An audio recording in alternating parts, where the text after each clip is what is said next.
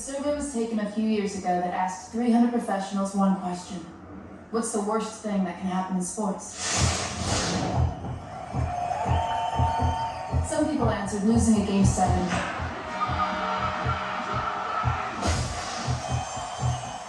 And other people said getting swept in 4. Some people said it was missing the World Cup. And some Brazilians said it was losing to Argentina. Not just in the World Cup, anytime, ever, in any contest. But one person answered that the worst thing that can happen in sports was 4th place at the Olympics. This is a true story, but except for my own, I've changed all the names, and I've done my best to obscure identities for reasons that'll become clear.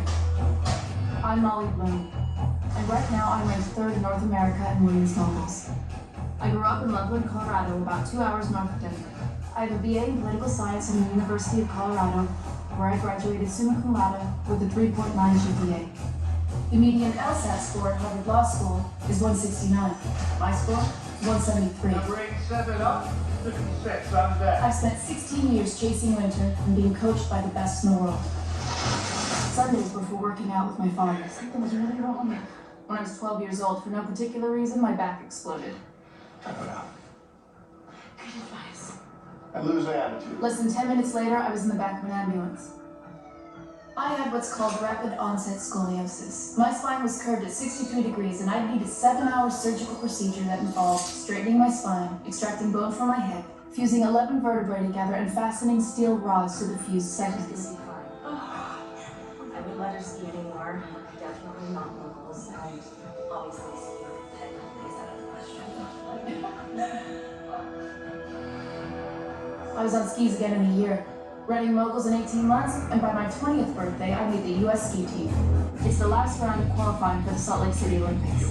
This is the champion run of Deer Valley. The altitude is 8,100 feet, and the pitch is 52 degrees, which is the same as the size of the Great Pyramids.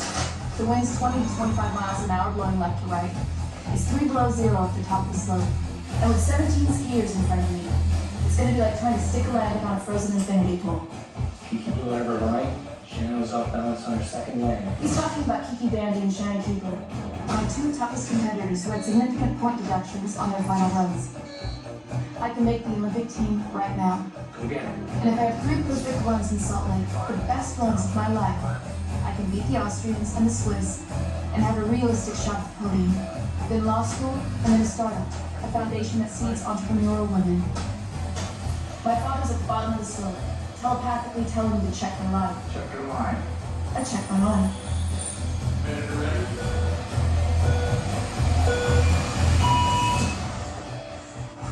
Good snow climber, calm upper body, legs together, good shape, no line deviation. Set up for the D-spin, and stick the landing.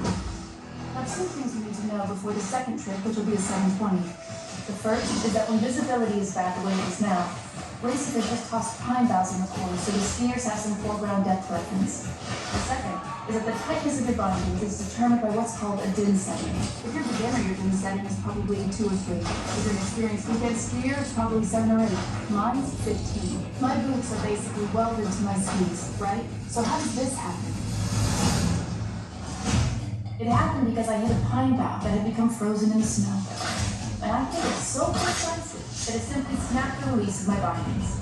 Right in that moment, I didn't have time to calculate the odds of that happening, because I was about to land pretty hard on my digitally remastered spinal cord, which is being held together by spare parts from the erector set.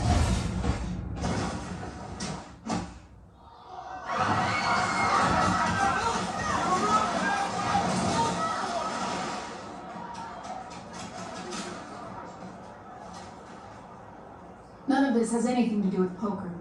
I'm only mentioning it because I wanted to say to whoever answered that the worst thing that could happen in sports was 4th place at the Olympics, seriously, fuck you.